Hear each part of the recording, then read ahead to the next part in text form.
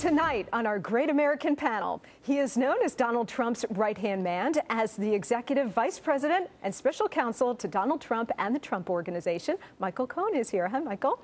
She is the founder of the Movement Vision Lab, political commentator and Fox News contributor. Sally Cohen joins us. Hi, Sally. Hi, Monica. And he is Don Imus's longtime and long-suffering radio producer, Bernard McGurk, who also joins us. It. Bernie, great to see you. Nice to see you, Nice Monica. to see all you guys. All right, let's start with Chris Christie, because just when you thought it was kind of safe to go back in the water and Chris Christie was not, kind of took his name out of all of this, the pining for Chris Christie continues. And you know what? He continues to give a lot of disaffected conservatives a lot of reason to actually want him to jump in this race. Let's take a look at Chris Christie. Sometimes you may look at me and think I'm spoiling for a fight. Not all the time. But I tell you this, I'm going to fight for the things that are worth fighting for.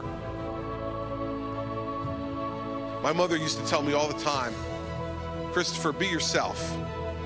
Because if you are, then you're not going to have to worry tomorrow about remembering who you pretended to be yesterday. So, ladies and gentlemen, this is it. What you see is what you get. Ladies and gentlemen, Governor Chris Christie.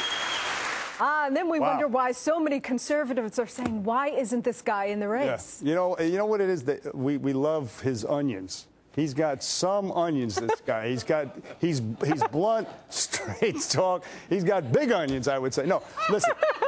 You know what it is? But if you ask me, I love this guy. Straight talk, blunt. Everybody does. He's on the gay. He vetoed gay marriage. He said because he promised he would do that in the campaign.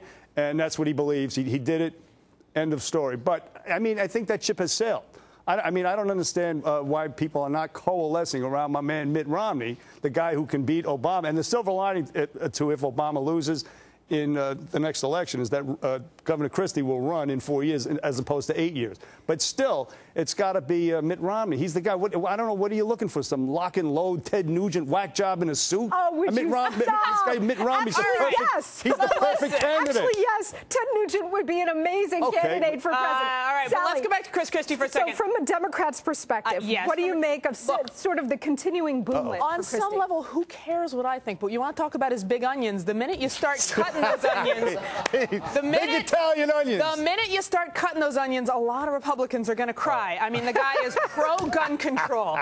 He's indicated he's pro-choice in certain exceptions. He supports green energy. He believes in climate change is a problem and green energy is the future. I mean, on and on. Undocumented immigrants. They will turn on him like they turned on the other guys. Foreign policy, we don't know. I don't know why that. First of all, you know that Chris Christie and Mr. Trump are very, very good friends and see each other a lot, and they speak a lot. I don't know why they're constantly trying to pull Chris Christie into the race. He's already said, not once, not twice, but more than a dozen times, he's not running. Like you, he's backed, and like Mr. Trump, he's backed Mitt Romney because he believes that Mitt Romney is the guy that can take down Obama and make America great again. Quick question, though, Michael. There's this increasing talk about a potential brokered convention in August for the Republicans. I think that's unlikely. But what we're seeing is now some polling showing that Chris Christie would actually be the top choice of Republicans should we get to a brokered convention. I don't think Christie is running. I don't think he can even be recruited. Maybe I'm wrong about that. No, I'm not going to disagree with you. I agree. I don't think he's running, and I don't think he could be recruited. We love At the end of the day, who's to say Mitt Romney's not going to win in Michigan? Donald Trump has come out. He's been very vocal on radio. He's now with robocall telephone calls. Romney is gaining some momentum, and I think Santorum is losing the surge that he had. And who knows? And also, Christie has endorsed Mitt Romney. Yes, in all his infinite wisdom, the guy who we love has endorsed Mitt Romney. So let's go with that. That's what we have now. Also, all of this talk is excited. It's flattering to Chris Christie, but the truth is, it's insulting for the guys who have continued. We love the smash mouth. But I think there's a larger issue here, which is that, look, the reason Chris Christie got in and the reason there aren't that many exciting Republican candidates is because everybody knows, and I'm sorry to say it, folks, at this table, but Obama's going to be hard to beat. He's looking harder and harder to beat by the day. For 4 years. That's what I'm saying. Hold on, Bernie, hold on to your onions because we have to take a quick commercial break. More with our Great American Panel after the break, and more onions coming straight up. And we continue now with our Great American Panel. Okay, let's switch gears. There's an outrageous story coming at us from Buffalo, New York, where the school system there now, the insurance that covers these public school teachers, now covers plastic surgery. So now we have in Buffalo 3,400 teachers who now can get their plastic surgery of any kind, butt lifts, Botox, you name it, boob jobs. Nice. They can have it covered by their insurance, which is essentially subsidized by the taxpayers. Bernie, what is going on in Buffalo? If you want to keep the kids, you really don't want ugly teachers. you know. You want to get their attention. You have to. So this is about keeping kids in school. Absolutely, no kid wants to sit there and look at some. Well, maybe they do. I don't know. But listen, but then, of course, then you run into problems. The teacher, the thing starts leaking, and she's got one going this way and one going, and then it's all kinds of and then disaster. She's got to leave the classroom. It turns into a science somehow. There's a science thing. I'm pretty sure that it's no child left behind, not no teachers behind left. Look, this is just the key detail here to know, though, is that this is actually a holdover from the 70s. So back in the 70s, when nobody got plastic surgery for fun, they got it because, they were burned or they were in a horrible accident or something. The teachers negotiated this. And it's been held over, and actually the teachers union wants to get rid of it. They think it's bloated and ridiculous too, but the district won't come to the table to renegotiate their contract. It's an embarrassment. It's all about the negotiation of the contract, and whoever negotiated this contract, the first thing Trump would say is you're fired. It's absolutely ridiculous. No public sector employer could afford something like this, and public teachers or public unions should not be entitled to these type of benefits. It's absurd. It's ludicrous. It's a waste of taxpayer dollars, and somebody should get everybody to the table today, not tomorrow. There should not be another teacher who's getting Botox or lipo. It's absolutely the boob insane. job. Listen to this. Buffalo schools spent $5.9, nearly $6 million on plastic surgery last year. Bernie, they could have hired 240 new teachers. Clearly. To educate these children. What would Governor Chris Christie say? What would he? But look, you won't be able to tell the teacher's angry because of the Botox and the facelift.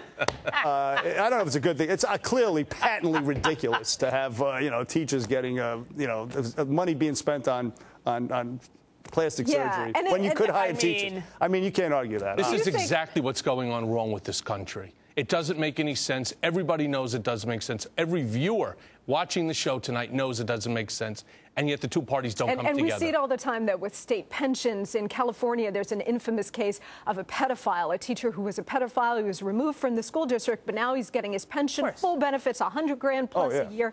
It's insane. And I wonder, Sally, bigger question about health care and Obamacare.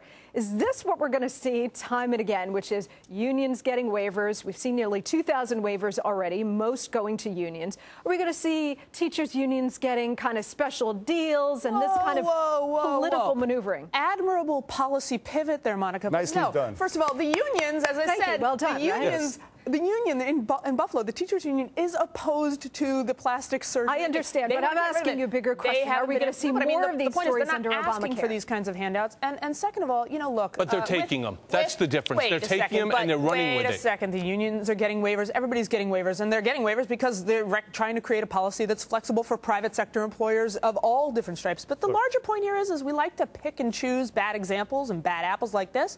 But look, we want people in this country to make a good living. We don't want to recover our economy on the backs of working people by paying people less and less money and so that we have more jobs, but they're crappy jobs. We want good jobs with decent benefits. That's what unions want. That's what working people want. And we have to figure out how to bring it together. The larger point is we don't want ugly teachers. That's the big point right here. Well, they're solving that issue apparently in Buffalo, New York. They want the kids to show up in school. Maybe that's why the district won't negotiate. They're self-organized. The point is to get everybody back to work.